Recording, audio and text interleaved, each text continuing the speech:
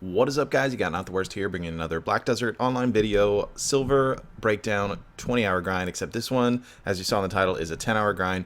We are checking out the new spot, the Kratuga ruins, and seeing what the drops are like there. It did end up only being 10 hours, and that is because, as you'll see as we continue through this video, I just really couldn't get into this grind. I did not enjoy grinding here for a couple of reasons that we will get into in just a bit here. While I'm auto running over here, let's go ahead and first take a look at the drops and where the location is and all that good stuff. So Kratuga is in the BDO realm, and because of that, that means you're not going to be getting scrolls, but you do get the forbidden books. So not a terrible drop from there. Your high-end drop sort of is your Tungrad earring, which are currently plummeting in price, but those do drop pretty decent amount like it would anywhere else that drops Tungrad earrings. Your money maker right now is this Elcar crystal. This currently creates the best in slot main hand crystal. It's exactly like the precision crystals, except it has 4 more accuracy on it. So with 2 more of these, you can pick up an additional 8 accuracy. So these are extremely valuable right now, and as I understand it, on KR servers they actually sit around max price at 300 mil if I'm not mistaken. So these are very, very valuable items that drop here. Blackstones are Blackstones, we get that. We do get Yona fragments dropping in this area, which is kind of nice for getting some other accessories. Traveler's map, and then of course the book, as I mentioned. Now this item here, the sealed ruins slate, to get into the Kratuga ruins, you have to have a Black Spirit's Claw piece here, which is why they've been maxed out at 15 mil since about a week before we actually had the ruins released. People were anticipating it, of course, and buying these out, so they did push them into max price at 15 mil. Once you're in the ruins, you can get 3 of these pieces and combine them, and you'll actually be able to use that when you come back to the ruins to enter it, instead of having to use a Black Spirit Claw piece. So my recommendation is don't do what I did. The grind I was doing this was broken up many times because this place was slightly nauseating to me, so I didn't stay there for 10 hours straight. It was a couple hours here, a couple hours there, and without paying attention, the last time I left, I only had 2. I had 2 slates left, which is useless, so you need 3 to re-enter. So I did have to pick up a Black Spirit Claw piece so that we could shoot this video and get back in there. Don't be me. Pay attention. If you plan on coming back, make sure you wait till you get 3 before you leave the zone so that you save yourself 15 mil. I expect that those claw pieces are going to come down over time after this place has been around for a bit and everybody's had a chance to check it out. Let's go ahead and just show you where it's at. It is located. There is a gate that we're going to head over to here, the Hazra Ancient Ruins, and you can see here, this is actually the node which does indeed affect the spot that we're going to be going into. So if you are into investing in nodes when you're grinding, this is the node that you want to go ahead and dump invest to. You can see I got a decent way into level 9. I think I actually didn't hit level 9 until after I had stopped grinding here. I wasn't sure if I was going to push past 10 hours or not, and then hit level 9. And kind of kept going with it, but I've retired this place for all eternity. So let me go ahead and get headed over to the node manager, and I'll show you how to get into the door from there once we get there. And then, yeah, we'll just continue. Okay, so we made it over to the node manager. He's right here. You can leave your horse here or at the cave entrance for it. To get to the cave entrance, you're going to head north. You'll be facing this way if you auto path to the node manager. Head to the north here, just zip right around this giant rock, and bada bing, bada boom, there is our cave entrance. A lot of people leave their horses here. Typically, it's how you can tell if anyone else is grinding here. It gets slower and slower the longer it's been released. So now we're going to head through this pathway to get to the door where we can use our claw piece to enter. And to get there, you just kind of zip on through. It's kind of a one-way path until a little bit later, then you finally have a couple of turn options, but it's fairly obvious. And go around here. There's gonna be a little Bolton dude in this doorway right in front of us, except somebody, nope, he's there. Let me use a skill that'll go through him. There we go. And we keep on zipping down. Got our nice life skill cron meal on, so definitely gonna be crushing it with that. Take a right here, and then on the left we'll have our door right here. So we'll go enter up, chat it up with this thing. Yo, what's up, buddy? I brought my claw piece. Is that good enough? Cool. Him and his wife liked our gift, so we will get access to the Kratuga Ancient Ruins soon, as noted here. Okay, so for the spots that I used, there were 2 sections that I used for a rotation, and to be honest, you definitely have some options here in general for what you want to do. I'll show you the 2 rooms that I used. The important thing to note here is if you die and you don't have like an Elion's Tear or something on you, you're gonna have to come back, which means using a claw or your seals or whatever. If you res at the node manager or anything like that, it's gonna take you out of the actual ruins. You won't stay in here. So you want to make sure you have a tier, or don't flag and lose is your other option for that. But yeah, there's probably some other rotations that are possible out of here. There was one that, like, I just found 2 rooms that I could circle around at a good pace, get decent trash loot, and work with, and they're really easy to like figure out how to pull because it literally just goes in a circle. So we have, this is not the first one. Next room. Okay, this is first room that I used a bit here, and as you can see, they are laid out in a nice little circle for you, so you can straight up just work your way around in a giant circle like that, easy peasy. That one, I tend to saw that one be occupied more often than this one. Again, the longer it would, this place was out. Oh, excuse me, this is the first room. You work around the circle. Sorry, not that one. And you just go around in a big old circle all the way around this thing. Really, really self-explanatory, and the next room is as well. This was the room that was typically more occupied for it. The other one was a lot more at first, and then as the place had been released a bit longer, then this room was pretty vacant pretty much all the time on the left right here. So this one, same thing. It's a big circle. I spent some time in this room as well. If the other one was already taken, then I just went in here rather than trying to steal their spot, whatever. And again, this circle's not quite as straightforward, but you pull that group into this group, pull these guys into these guys, and then the rest of it's pretty straightforward from here. Circle around. I would pull those guys while standing here, so these 2 group together. Pull this little cluster here so that they group with these guys, and then you're back at the beginning. Just a big circle like that. This, like I said, this one's, I guess, a little bit more of an oval than the other one, which is a direct circle.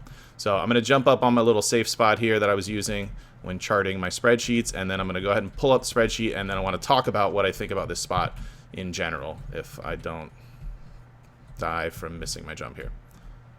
Okay, we safe. Get on up here. They don't come up here because they don't like heights. Cool. So first things first, this zone is rated at 250 AP, and the appeal to it was marketed in the release notes as, hey, are you not ready for Histria or Akhman? Why don't you give Kratuga Ancient Ruins a shot? The thing is, these guys hit about as hard as Star's End, arguably harder in some cases. It's a very, very difficult spot. So yeah, I'm going to pull up the spreadsheet here, but before that, let's just cover what I was working with. So that's tiny man mode. So let's make it so it's not a word pad for ants. Level 8 node. I don't think I hit level 9 while I was doing it. It might have been level 7 when I started. I'm not sure, but right around level 7 or 8, let's say. 10% ecology. None of this was done on Arsha. None of it was done during the drop event. So this is just standard. Did use loot scroll at all times. Tier 4 pets, which is pretty much irrelevant for this zone since you're grouping up mobs and killing them, similar to Histria, Akhman, Star's End, Abyss type spot. Level 62 DK, 275, 276, 320 with a Kutum. So my DP is level 3 Caphras in all Tet armor, and these guys still hit like freight trucks. They hit very, very hard. So let me get my spreadsheet up here and let's take a look. Okay, so we can see off the bat, I did 140-ish mil average. I'm going to make it just a little bit bigger so it's easier to see. 140 mil average across the 10 hours. However, our lower ends are a bit lower than what you would normally see at, say, a Star's End. Looking at 74, obviously my first hour, kind of had to figure out what I was doing, kind of make up a rotation and go from there. So we kind of expect that one to be a bit lower than the rest. And then my highest being 464. That is because I did indeed factor the Elcar crystal, the one that dropped out of those 10 hours, to be at 300 mil. They are currently on NA listed at 210 with a ton of pre-orders, and they're not selling there. They're just going to continue to climb. 300 mil is the max, and these are absolutely going to sit at 300 mil for a very long time because they do not drop very often, at least not in the 10 hours that I did this. Friends that were doing it have spent several hours trying to get one and haven't gotten a single one to drop. And I also had one guildmate that did 2 hours on Arsha and got 2 Elcar crystals because he's heavy RNG carry. At any rate, was doing around 7K average trash. Obviously, my first 2 hours struggled a bit. Got up into the 7Ks. It's definitely 8K doable, especially if you have that first room that I showed you, that first circle. The mobs are a little closer. It's less tricky to get the pulls in. I mean, they're literally just mob-to-mob packs for that first room, so it's definitely a little bit superior from there. So this is definitely an 8K trash loot spot with a scroll.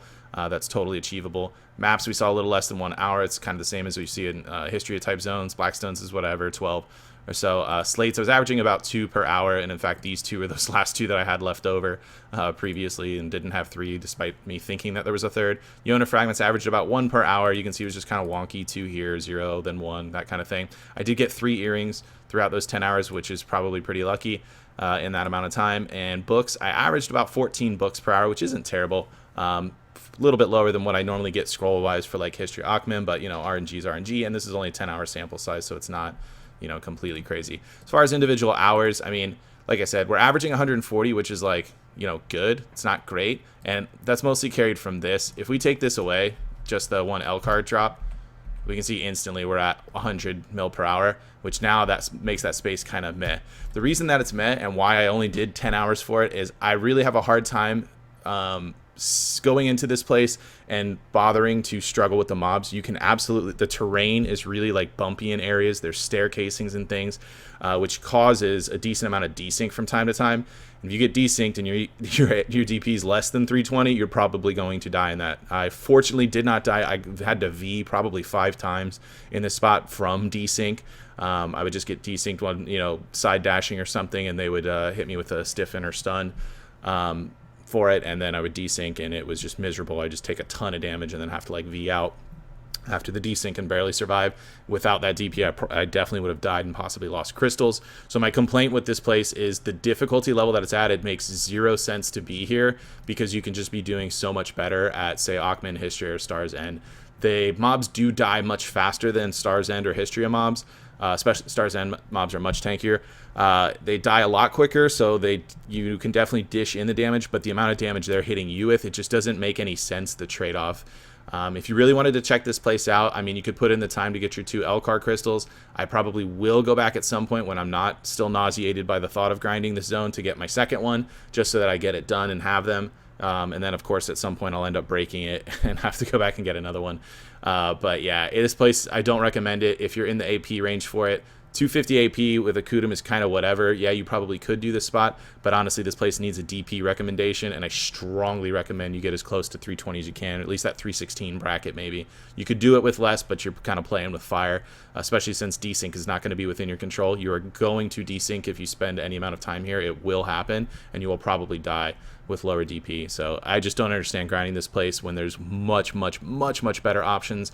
Unlike other videos when I review lower end grind spots and I say, you know, hey, this is definitely an option. Like if you want to do Blood Wolves, you're, you know, 230 AP, want to do Blood Wolves, and you just want to get away from Poly Forest or Gahas or, you know, whatever, you want to try something different, this is definitely a spot that's worthwhile. I wouldn't say that about this spot because it's really frustrating to deal with. The entry gate to having the slate pieces or black claws is just annoying, semi-annoying compared to, like, you know, hunting for portals for Akhman or Histria, but it's just super difficult. You have to like sweaty pay attention to not get killed, and yeah, I'm just not a fan of this place. I don't know if you guys are going to tell me some of you guys have grinded and you absolutely love it, or you've made billions and billions on L-Car crystals or whatever the case may be, but I highly doubt it. It's just, I can't believe how hard they hit for it to be marketed as an alternative to Akhman or Histria if you're not quite ready for those spots. You can grind, especially Akhman, you can grind Akhman and Histria way more efficiently than this spot if you have the DP to handle this place and, you know, AP to keep up. So that's it for this one, guys. If you want to check out any of the other silver breakdowns, there's a link to the playlist in the description down below. If you did enjoy the video, be sure to like it. Be sure to subscribe if you're new to the channel to get notifications when new videos are posted live. Trying to get them back into the swing of things, going daily. And if you want to catch live stream, there's a link to the Twitch page also in the description below. You can head on over there, drop a follow so you get a notification for that. Let me know what you guys think about this spot. Have you tried it already? Were you thinking about trying it? And now that you've seen this, maybe you're going to hold off on it.